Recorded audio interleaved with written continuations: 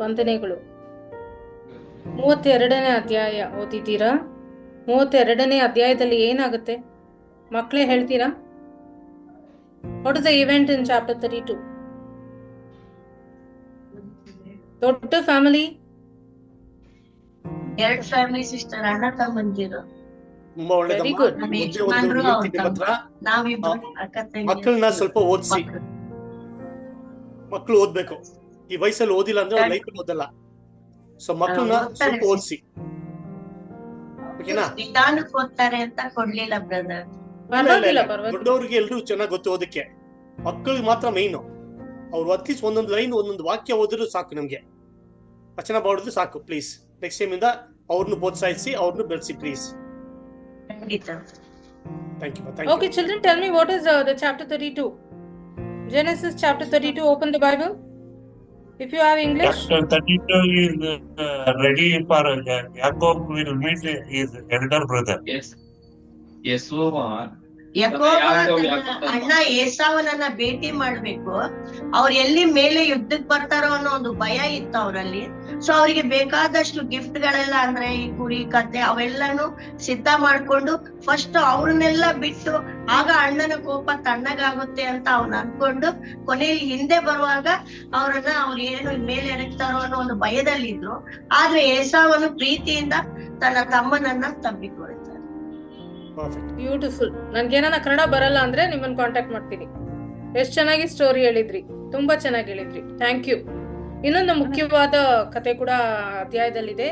ಯಾಕೋಬನು ದೇವದೂತನೊಡನೆ ಹೋರಾಡುತ್ತಾನೆ. Jacob wrestles with the angel of God or God. So ರಾತ್ರಿ ಎಲ್ಲ ಅವನು ಹೋರಾಡ್ತಾನೆ. ರಾತ್ರಿ ಕಳೆದಂತೆ ದೇವದೂತನು ತಾನು ಹೊರಡಲು ಬಯಸುತ್ತಾನೆ. ರಾತ್ರಿ ಆಯ್ತಲ್ಲ, ಬೆಳಗಾಯ್ತು, ನಾನು ಹೋಗ್ತಾ ಇದ್ದೀನಿ ಅಂತ. ಆದ್ರೆ ಯಾಕೋಬನು, ನೀನು ಹೊರಡೋಕ್ಕೂ ಮುಂಚೆ ನನಗೆ ಆಶೀರ್ವಾದವನ್ನು ಕೊಟ್ಟು ಹೋಗು ಅಂತ ಕೇಳ್ತಾನೆ. ದೇವದೂತರು ಆಶೀರ್ವಾದ ಕೇಳ್ತಾನೆ ಯಾಕೋಬು. ದೇವದೂತರು ನಿನ್ನ ಹೆಸರೇನು ಅಂತ ಕೇಳ್ತಾನೆ. ತುಂಬಾ ವರ್ಷಗಳ ಮುಂಚೆ ನಾನು ಇದನ್ನ ಓದಿದಾಗ ನಾನು ಅನ್ಕೊಂಡೆ, ದೇವರೇ ಅಲ್ವಾ, ಅವ್ರು ಗೊತ್ತಿರುತ್ತಲ್ಲ ಇವ್ರ ಹೆಸರು ಏನು ಅಂತ. ಇದಕ್ಕೆ ಹೆಸರು ಕೇಳ್ತಾ ಇದ್ದಾರೆ, ಅವರು ಆಶೀರ್ವಾದ ಕೇಳ್ತಾ ಇದ್ದಾರೆ, ಇವ್ರು ಯಾಕೆ ದೇವದೂತರು ಹೆಸರು ಕೇಳ್ತಾ ಇದ್ದಾರೆ ಅಂತ ನಾನು ಆಶ್ಚರ್ಯ ಪಟ್ಟೆ.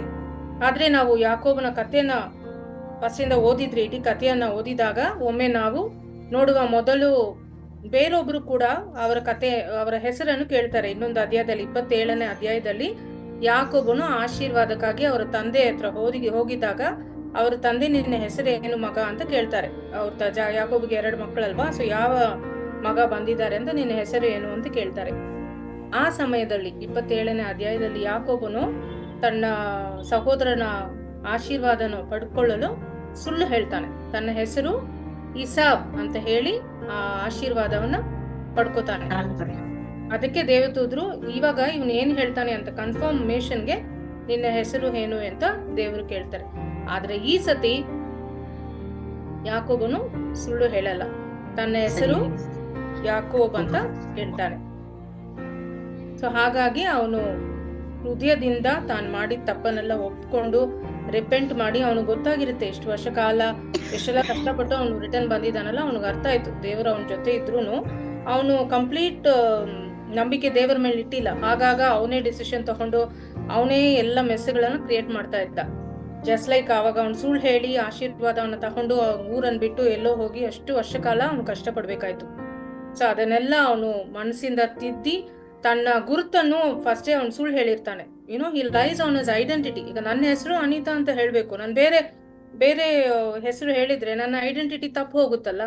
ಸೊ ಈ ಸತಿ ಅವನು ಮನದಿರುಗಿ ರಿಪೆಂಟ್ ಮಾಡಿ ನನ್ನ ಹೆಸರು ಯಾಕೋಬು ಅಂತ ಹೇಳ್ತಾನೆ. ನೀವು ಓದಿದ್ರಿ ಆ ಕ್ಷಣ ದೇವರು ಅವ್ರ ಹೆಸರನ್ನ ಬದಲಾಯ್ತಾರೆ, ಇಸ್ರಾಯೇಲ್ ಅಂತ. ಈ converts Jacob's name to Israel. Jacob ಅಂದ್ರೆ ಆಕ್ಚುಲಿ ಮೀನಿಂಗ್ ಡಿಸೀವರ್ ಅಂತ. ಸೊ ದೇವರು ಅವನು ಮನ ತಿದ್ದಿದ್ದಾನೆ ಅಂತ ಒಪ್ಕೊಂಡು ಅವನಿಗೆ ಆಶೀರ್ವಾದ ಕೊಟ್ಟು ಅವ್ರ ಹೆಸರನ್ನ ಇಸ್ರಾಯೇಲ್ ಅಂತ ಚೇಂಜ್ ಮಾಡ್ತಾರೆ. ಅದೇ ಸ್ಥಿತಿ ನಮಗೂ ಕೂಡ. ಯಾವಾಗ ನಾವು ನಮ್ಮ ಮನಸ್ಸಿಂದ ನಮ್ಮನ್ನ ಹೃದಯದಿಂದ ದೇವರಿಗೆ ಒಪ್ಪಿಸ್ತವೋ, ನಾವು ಹೇಗಿದೀವೋ, ನಾನು ಹೀಗೆ ಇದ್ದೀನಿ ದೇವರೇ ಅಂತ ನಾವು ನಮ್ಮನ್ನ ದೇವರಿಗೆ ಪರಿಪೂರ್ಣವಾಗಿ ಒಪ್ಪಿಸ್ತೇವೋ, ಖಂಡಿತ ಆ ಕ್ಷಣ ನಮ್ಮ ಬಾಳು ಚೇಂಜ್ ಆಗುತ್ತೆ, ನಮ್ಮ ಹೆಸರು ಚೇಂಜ್ ಆಗುತ್ತೆ, ನಮ್ಮ ಸುತ್ತಮುತ್ತಲಿರೋರು ಎಲ್ಲರೂ ಎವ್ರಿಥಿಂಗ್ ವಿಲ್ ಚೇಂಜ್. ಆಶೀರ್ವಾದ ನಮಗೆ ಸಿಕ್ಕೇ ಸಿಗುತ್ತೆ. ಆ ಪಾಠ ನಾವು ಈ ಅಧ್ಯಾಯದಿಂದ ಕಲ್ತ್ಕೋತೀವಿ. 33ನೇ ಅಧ್ಯಾಯ, ದೇವರು ಎಲ್ಲ ಮನುಷ್ಯರ ಹೃದಯವನ್ನು ತನ್ನ ಕೈಯಲ್ಲಿ ಹೊಂದಿರ್ತಾರೆ ಮತ್ತು ಅವರು ಬಯಸಿದಾಗ ಹೇಗೆ ಅವರನ್ನು ತಿರುಗಿಸಬಹುದು, ದೇವರಿಗೆ ಏನ್ ಬೇಕಾದ್ರೂ ಮಾಡ್ಬೋದು. ಆದ್ರೆ ದೇವರಲ್ಲಿ ಭರವಸೆ ಇಡುವುದು ಮತ್ತು ಕಷ್ಟ ಕಾಲದಲ್ಲಿ ಆತನಿಗೆ ಮೊರೆ ಇಡುವುದು ವ್ಯರ್ಥವಲ್ಲ ಮತ್ತು ಮನುಷ್ಯನ ಮಾರ್ಗಗಳನ್ನು ದೇವರು ಮೆಚ್ಚಿಸಿದಾಗ ಅವರು ತನ್ನ ಶತ್ರುಗಳನ್ನು ಸಹ ಅವರೊಂದಿಗೆ ಶಾಂತಿಯಿಂದಿರಲು ಮಾಡುತ್ತಾರೆ.